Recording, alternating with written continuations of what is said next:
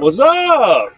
Hello, good afternoon. Welcome to Lightning Liberty episode 11.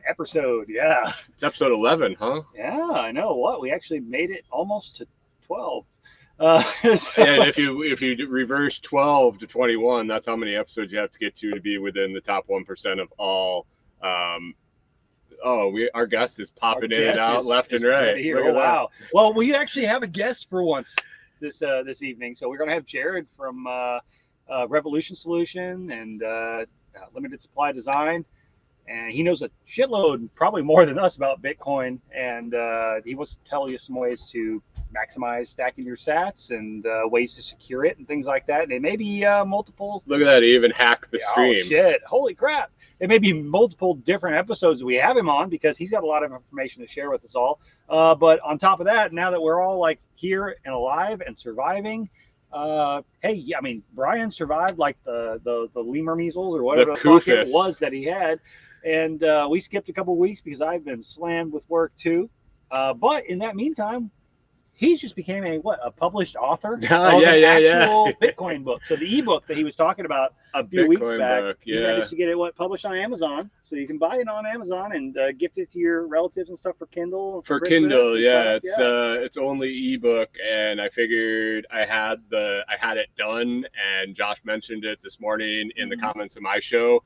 And I said, why not? And I went on and kind of went through the process, and in half a day it was up. So yeah, it's a great stocking stuffer. It's up there for $5. You can buy it and send it to somebody that has a Kindle as a how to get started. Maybe as Brian Norton was saying, maybe they need to hear it from someone else instead of you over and over and over. So yeah, gift the knowledge of how to get started in cryptocurrency. It is not for anybody that's actually bought Bitcoin before. Well, I guess. Well, I mean, if they're just new to it, but it's geared towards people who are just learning about it. They're interested and they're still kind of scared to take that first step and learn how to do it. Correct.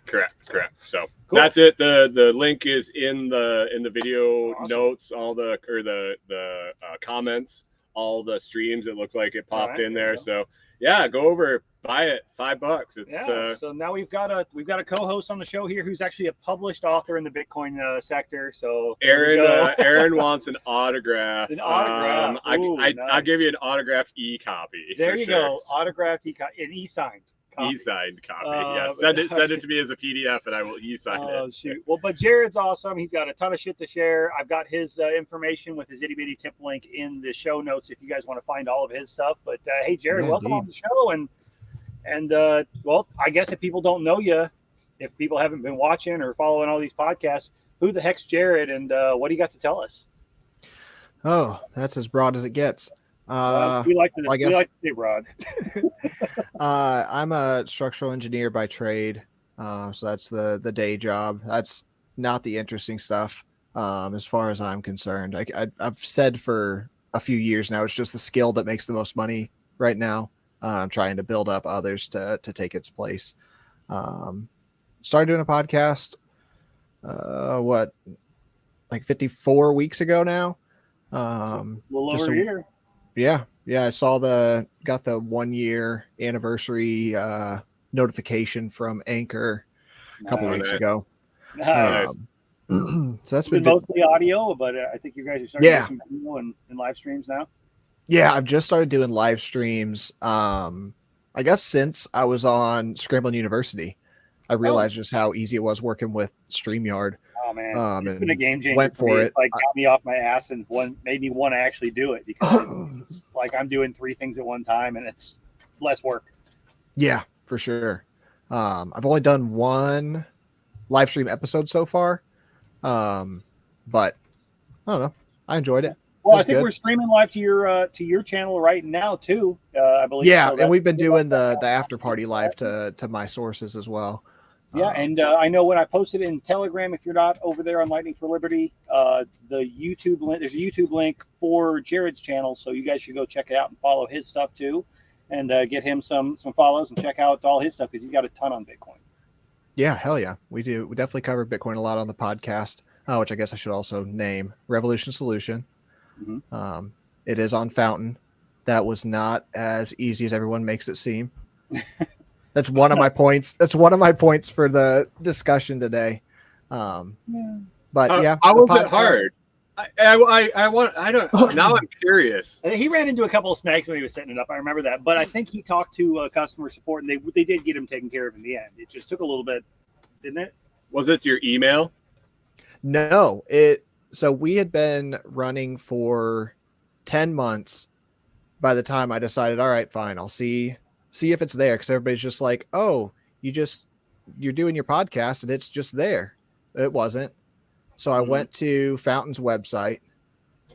They had no clear instructions at all, except that they did link to the podcast index. And I don't even think the URL was like highlighted. I think it was just like plain text colored, but it showed up as a clickable link when I hovered over it.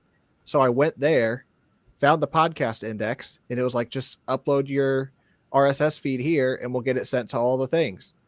So you signed up to podcast index instead of directly through Fountain, and it was Fountain didn't have an option when I looked. Yeah, weren't they pulling it from? Were you going to Apple Podcasts already? Yep, for a year. And it wasn't pulling. Well, but see, the thing is, podcast index already pulls from Apple. That's what I'm saying. Like, if he was in the Apple, well, probably what happened was he went to sign up to podcast index and signed that up. It was already getting it. So if you are just on Fountain, you can listen to anybody that's on basically Apple, because Podcast Index pulls that stuff in. Yeah. It's just not all Lightning enabled. Yeah. So he went and signed up with Podcast Index, so that basically claimed his podcast on the Lightning network, and then Fountain couldn't take that because it was claimed on Podcasting Index. It was double. It was like you started out that way. Double dipped. You started out that way on purpose with the bot on Telegram. Yeah. And then you had to switch, and you kind of had to roll over, so you were dealing with the customer service to begin with. Yeah. Once I put it on the podcast index, it showed up in Fountain like next day or a couple days after. No, but you still have access to like the funds in your Fountain wallet, or does it go somewhere else? No, he just uploaded his RSS feed to the podcast index, not signed up for Lightning enabled through there, and then he ended up signing up for Lightning enabled through. So it probably once it's populated, it probably duplicated it too, because I've seen that. No, I think that happened still with, just the one. Because that happened with the RTA when they were doing theirs. They got duplicated somehow. They got like double uploaded, so it was two copies of it showing up, and people were like tipping one and they weren't getting it, so they had to like figure out how to join them. Yeah, that's annoying. Yeah. But hey, it's new space, it's new technology, and they're still figuring stuff out. It seems like though they're trying to keep up with the snags that do come up. Yeah, I'm stoked that for a few months now the Fountain podcast is just usable. Yeah, it's been. I had, whenever I switched phones back in March or April, I was like, all right, I'll try this podcasting 2.0 thing out. So I'm starting with a new phone anyway. Went through and got resubscribed to every podcast I was subscribed to before, downloaded all the stuff that I was behind on that I had downloaded and everything. Before I hit play on an episode, don't do that. Try one first. I hit play and I was like, okay, this is kind of slow, because you couldn't actually download the episodes. You could just like save them. So it was slow. You couldn't do playlists. And there were no lock screen controls. Yep. And I was like, those are the three things that I care about like at all with podcasts. Right. And you've got none of them. So we're not messing with this right now. And then everybody decided to get on board in the summer. And I guess maybe, that kind of just washed across the whole podcasting ecosystem, and they were able to, get the coding power together to get it fixed up. They were innovating it as quick as they could, but it was one of those. It's three guys. Well, right. Well, you can only code so much at a time, and they were trying to prioritize based on what input they were getting back from people, what things we need to focus on first, and what's most important to the most amount of people. And what was most frustrating for me, honestly, because I know Brian and we were like promoting before they did the giving away sets. We were in the Fountain game pretty early. Oh, yeah, I missed that whole bit. Hard. And, once people all started pouring in because they started giving out sats, which honestly, to me, I get it brought a lot of attention, but it was probably one of the worst things they could do as far as headaches. Yeah, I'm sure. But because everybody who was there was expecting perfection. They were expecting perfection. They're expecting a polished, finished product from a beta, or before beta. We just got in the beta from an alpha product. And, you know, they instead of going and using the feature on the app to give the feedback and suggestions, they were just coming to everybody's groups and bitching. Yeah, it was an influx of people who didn't give a shit about Bitcoin and didn't care to, but they heard they could make money listening to podcasts. And somebody just said, this podcast app is great. That's not the audience you want to bring to the platform. What I loved about Fountain from the get-go was, you know, I started getting a lot of engagement and listens and stuff, and it was people who were already interested in Bitcoin and value for value. You know, we didn't have to go and find that because that's the audience that was there.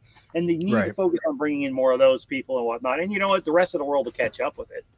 Yeah. Most people need to be led. Yeah, exactly. But anyway, so all right, pull you off track totally. We're rambling, saying free shit, give me free shit. Oh yeah, we all dealt with plenty of that.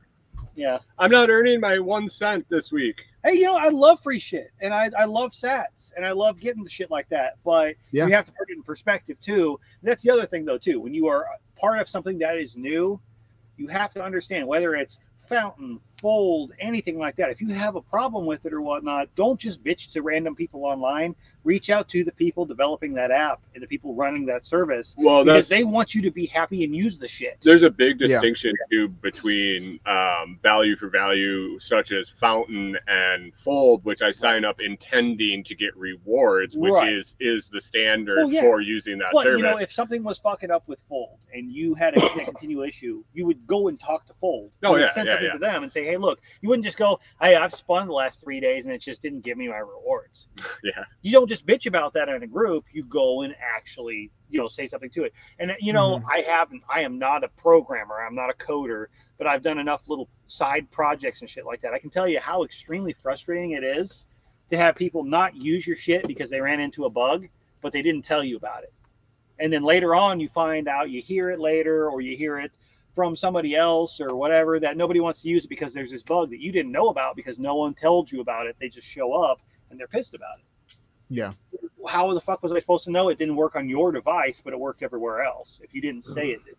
Right. So, and that's a lot of what was going on with the Fountain thing too, I think. And some shit was working for some people and not for others, and that's the weird world we live in. Like, you've got Apple and 15 different freaking Android operating systems going on at the same time, and nothing works perfectly across the board.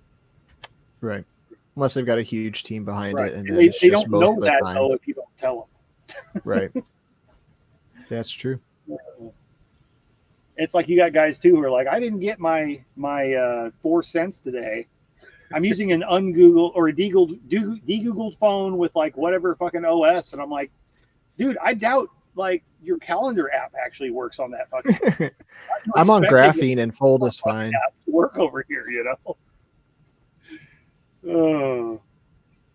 So hey, you were talking about stacking sats though. You got like tips on ways people can maximize shit. We've all been trying to game Fold a little bit. We had like this t-shirt contest going on. We should probably cover. But what do you think's the best people can really kind of like throw some sats back right now, man?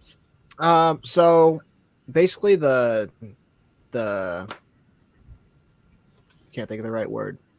The way I've fallen into using it basically is I'll typically use one particular credit card for most of my expenses throughout the month because it's got the most cash back just across the board. And then through PayPal Bill Pay, I can use the Fold card to pay off that credit card at the end of the month. Never roll a balance, obviously.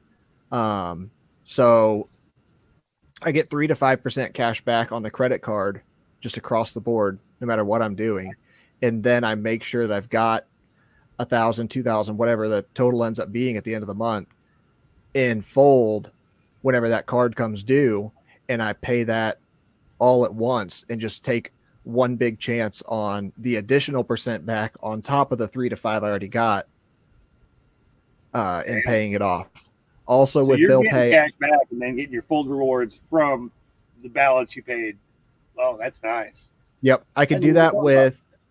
I can do it with all my credit cards except Bank of America, because we've got different cards that that have good cash back on different things, and just have never paid interest on any of them. So we win. Hmm.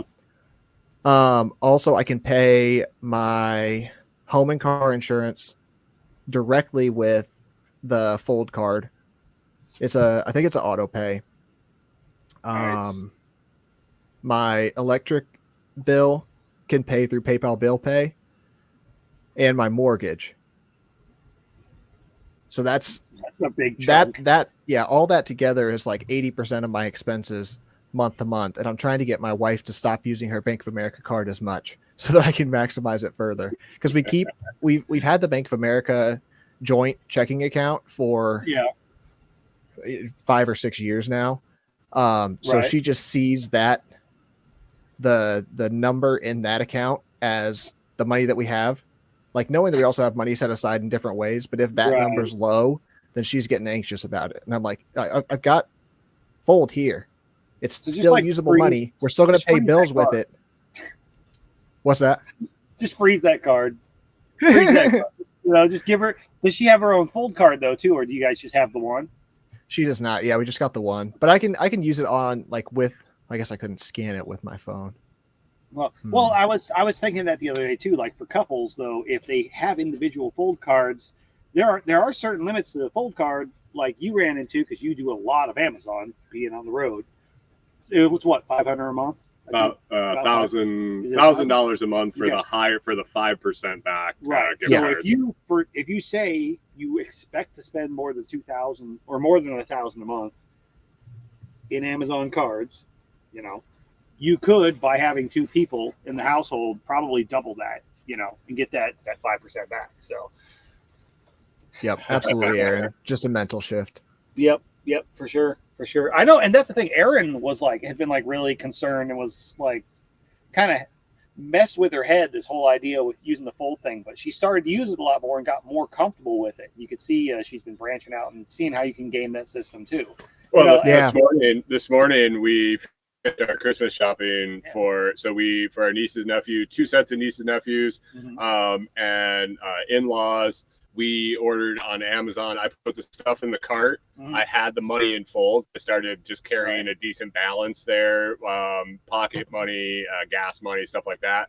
I went, bought the gift cards, and literally copied and pasted them into Amazon. And I had more gift cards than the total. It just carries over in your Amazon app, in your Amazon account. It just it's there. It's part of your balance.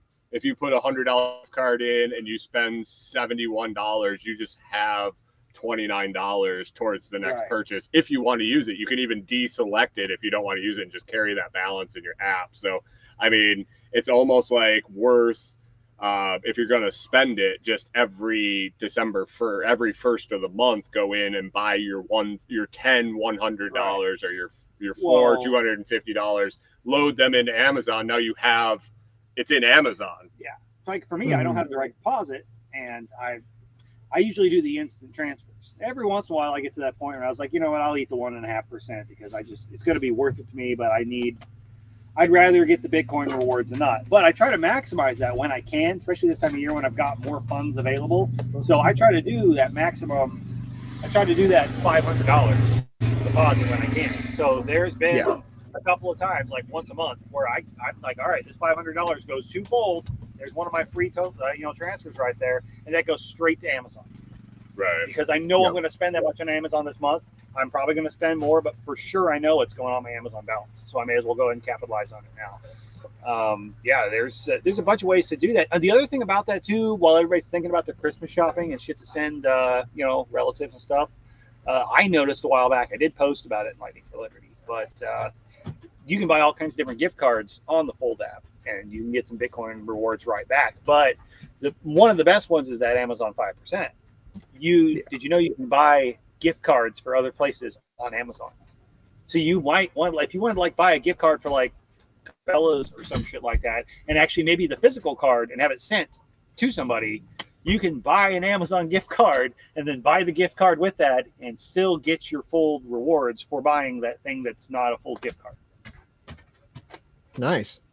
Yeah. I hadn't thought about it like that. I mean, if you think about it, if you want to give somebody a gift card, why not get fucking Bitcoin while you're doing it? And it's the same money. It's going to cost you the same amount. And you can even just Amazon basically drop ship it to their house if you have Amazon Prime. Yeah. There they go. They have a physical card for whatever you wanted to give them. Oh, and if I you tried to got give my your parents an 5%. e-card, it wouldn't work. Right. But so a physical card for whatever gift. Like what? You mean these numbers add up to $50? How does that work? What? Let's do it online. Is that America Online? Do I need one of those flip phones to do that? Oh shit. Oh, so that's a lot of shit with Fold. Though, what other ways do you think there's to stack sats other than just gaming Fold right now? Is there anything really cool you're diddling with, or? So the other main thing that I was doing, Fold has actually, it seems, has made it easier and cheaper now that you can literally buy Bitcoin instantly for free through the app. Well, obviously, it's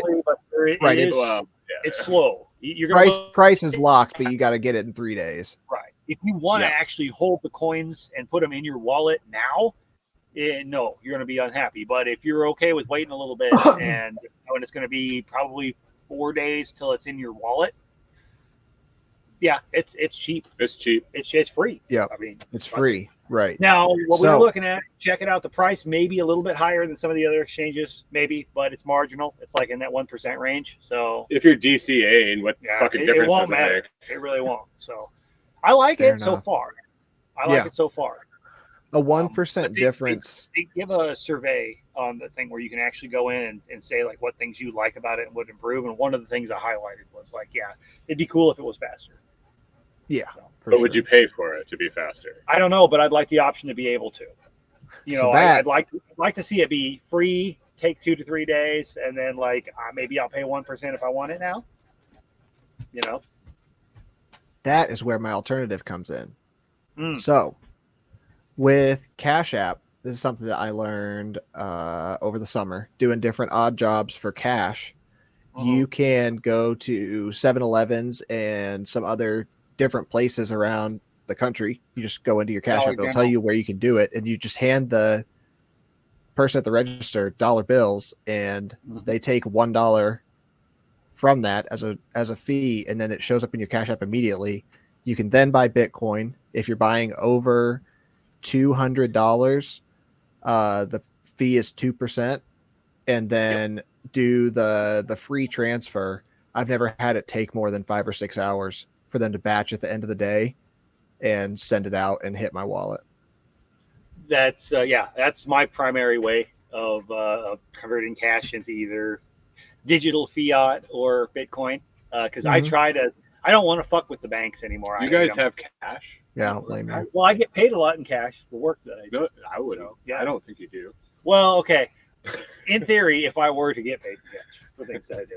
But no, I've done so Walgreens, Cash App, Walmart, some HEBs around here. There's a shitload of places, and you just open the app and it gives you a barcode. You can find all the places a map where you can go load it for $1 up to $500 per transaction. I do it all the time. I did a video one time on one of the Telegram groups, and I think I did it on TikTok. How much cash is he putting in? Is that $600 per transaction? So you could do $550. I think the maximum you can actually deposit at a time on Cash App is $500. Oh, you're under the threshold either way. But I mean, I did a short video one time where I literally just like, all right, I'm going to go deposit this. I'm taking this $100 bill and put it in Bitcoin. And I think the whole time span was 10 minutes from the time that I walked in with $100 and I had $99 in Bitcoin in my Exodus wallet using Cash App at $1. You got 99 problems, but Bitcoin ain't one. Well, that's right. 99 problems, but Uncle Sam took $1. Yeah. No, Dollar General took $1. No, actually, it was Cash App. Dollar General just facilitates. I bet Dollar General gets something out of it. Probably. Who knows?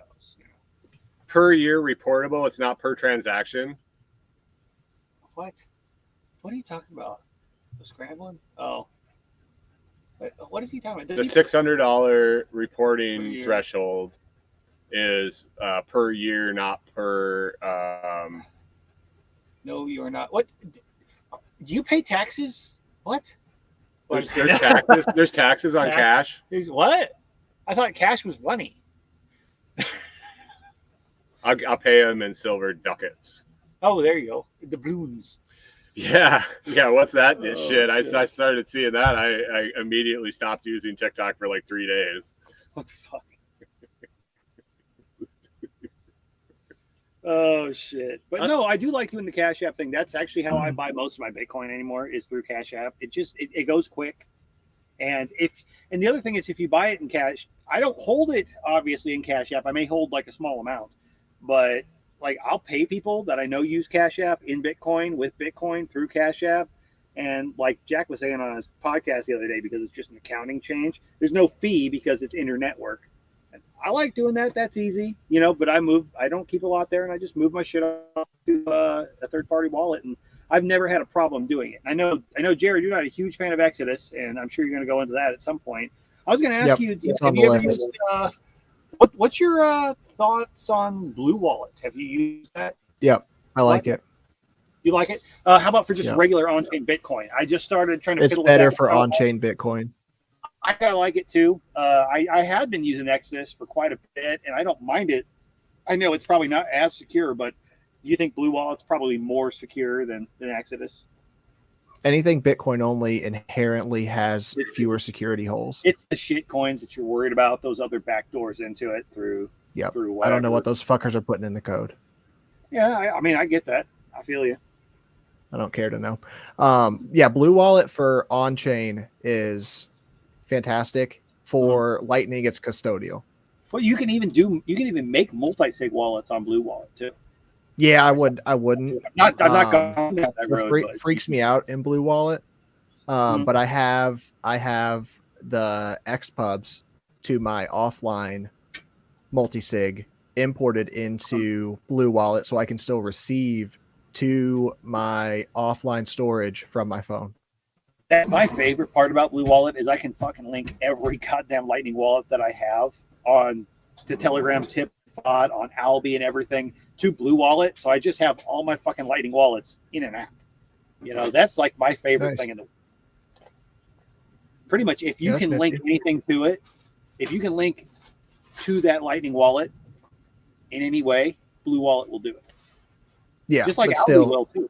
I have them like in the same thing. I have all my wallets on Alby. I have all my wallets on Blue Wallet, so I can get them either mobile or on the desktop. Yeah. Blue Wallet with Lightning, just like Wallet of Satoshi, is custodial. Yeah. You don't hold your Bitcoin. Someone else is holding your Bitcoin. I don't like that. I like Phoenix for Lightning network payments because it is still custodial and I'm connected to my own Electrum server. Okay, yeah, that's the other thing though too. It's like I don't run a node because I don't have the connectivity to run a node. But have you ever played with Blixt wallet? BLIXT? Nope. Okay. It's interesting. I think it's still kind of beta.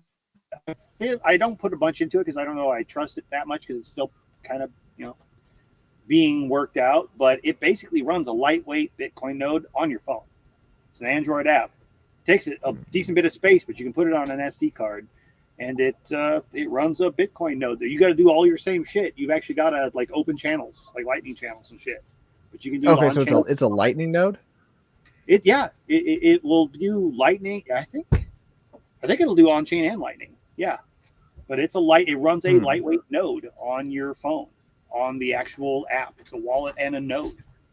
Now you're not going to do a lot of like transactional shit. Like you're not having people like connect and use your node, but it's like that outgoing node. You still have to open channels and stuff. So it's been interesting because all those like node things you have to learn how to do. So I mostly have used it like a learning experience and just kind of chewed on it, but I haven't done a ton with it, especially lately in the last couple of months. Yeah, it makes my antenna vibrate. Right. Well, not a fan on the surface. I need to know a lot more. Oh, for sure. They've got a Telegram group with a lot of people. They're really active in there. I don't keep up with it, but you can check them out too. And they're always in there chattering about all the different transactions going through, and if anybody has a bug. So it's an active thing. They're all working on it. It's like a community project. I think they're based out of Sweden or Germany. I'm not sure which, but they're kind of on par with the Alby guys with how active they are with their community. Neat. Yeah. Cool. So, another cool one to check out, but don't do that if you don't have some extra space on your phone, because I need to delete some apps to make room for it. The actual data connection for a node is very little once you get the initial block download completed. Yeah, I can't keep an internet connection like solid connected at the house. Could you go to somewhere else to do the initial block download and then just keep up with the 10 megabytes per 10 minutes? Maybe if I fiddled with it, but I don't know. One of these days I might just get Starlink at the house, but I wasn't sure if it was going to be worth it or work here. And I wasn't going to put $600 into it, but well, now that I know it works for Brian and he's in relatively the same geographic area that I am, I could probably make it work. So. It's moving this way too. Yeah, it's moving east. It's getting better, so yeah. Cool. But no, I've seen it for years, and I thought about that, and that would be the solution for us. But I wasn't going to throw $600 down on equipment when, you know. Yeah, no, I don't blame you. I don't blame you. It's a lot to spend. We don't know how it's going to perform. That's fine. You can blame me all you want. I blame you completely. Right, it's all my fault. It is. Oh shit! Shit, what time are we running on this? 6:30. 5:33. I was gonna say, where do you want to go next? Well, I don't know. You got a shitload of notes. What you want to do? I got that page and that page. They're not like full size pages, so I kind of fibbed a bit with 2 pages of notes, but it is literally 2 pages. They're just not like full notebook sheets. Well, you pick something, or we can pretend to throw darts and. Okay. All right, this one's a very general note, just like we started. All I wrote in all caps was discuss the fucking downsides. Of what? I feel exactly. Things like Casa and Unchained were the reason for me having written down the note. Everybody kind of just repeats the marketing messages from a lot of these Bitcoin companies without taking one step further to explain to somebody potentially new to Bitcoin that's going to follow your advice because you're you, to just say, all right, here's a potential downside and why you might want to do something a bit different. Yeah, no, I can see that. I can see that for sure. There's obviously going to be downsides when it comes to using a service like that. So what would you say those downsides would be, though? What would be the major things to really look at? Step 1, everything has trade-offs. For sure. Obviously. Nothing is perfect. So it's like when you keep on a custodian, you're trusting them with the entirety of what they've got for you, right? Right. They could rug pull at any moment. So you take that responsibility onto yourself when you take self-custody.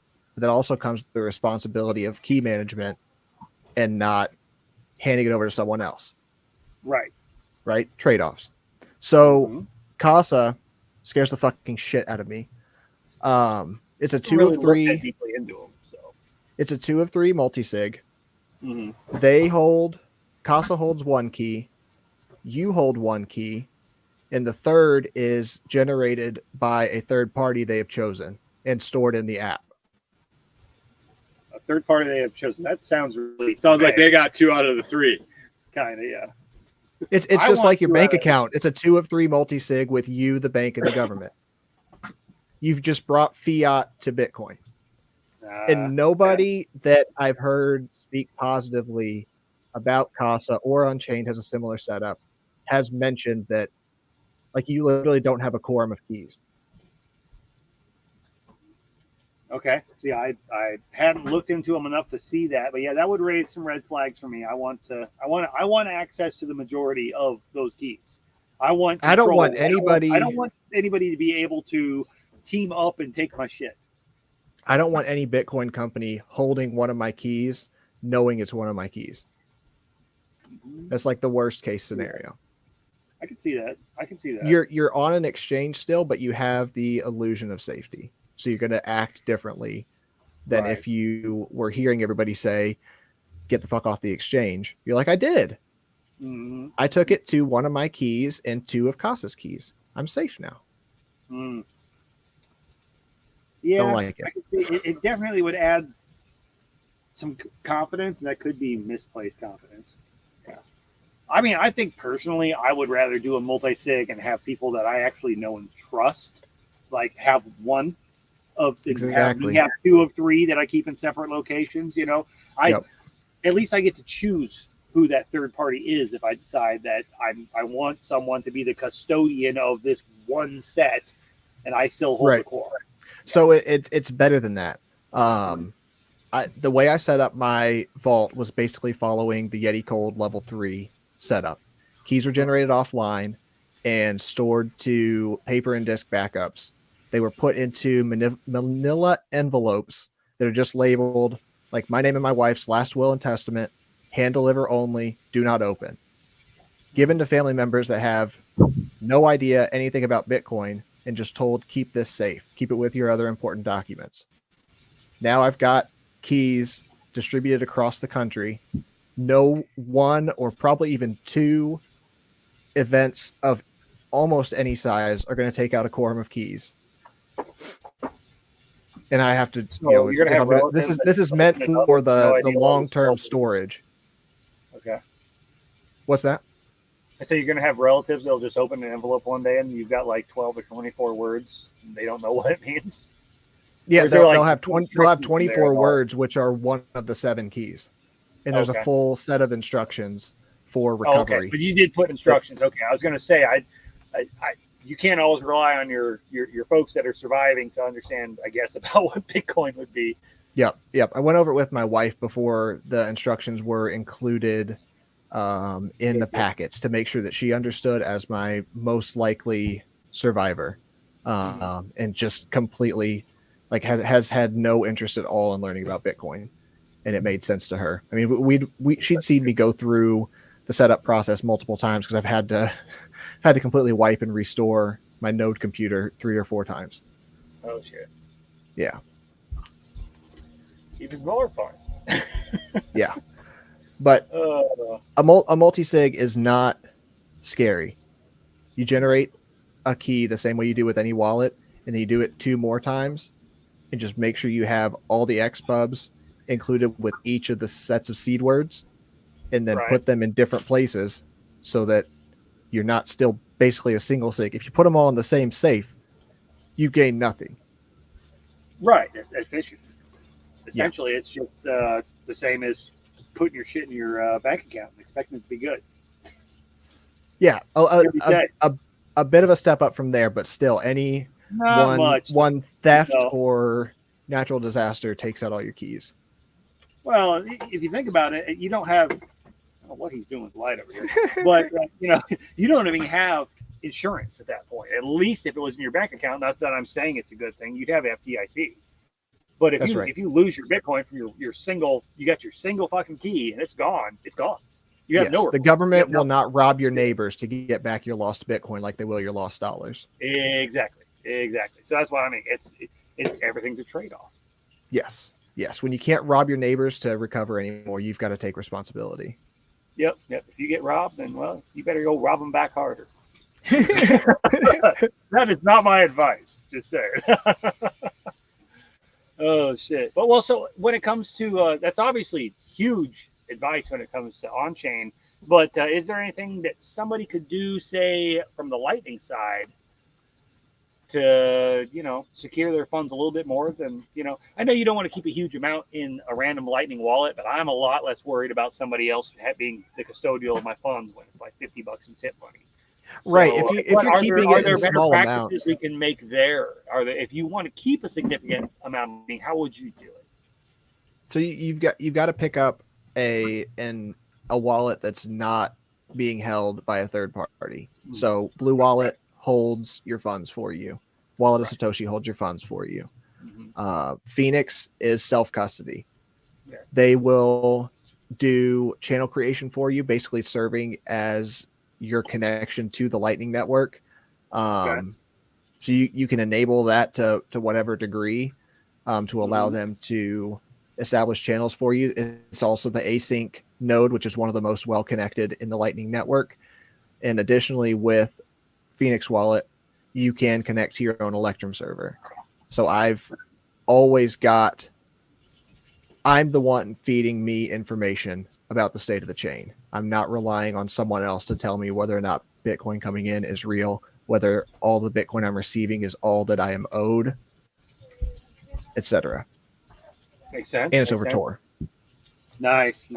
I had looked at Phoenix early on when I was really exploring Lightning, and it felt unfinished or like hard to use or whatnot. So I kind of like let it slip to the side while I was digging in, but I haven't circled back to it. And I know a lot have changed.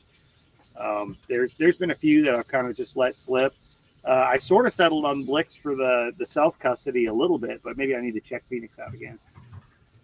Yeah, it has some connection issues at times for me, and I don't know if that's Graphene OS, my node being over Tor. Tor's been having fucking ton of issues for months. Well, you're the guy my with the internet's had phone issues that lately nothing wants too. to work for. Okay.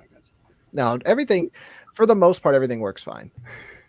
Right. It's better than it was on my iPhone that I switched from because the iPhone was it's like obviously 8 years better than old. an iPhone because it's not an Apple. So It's not an iPhone. That's facts.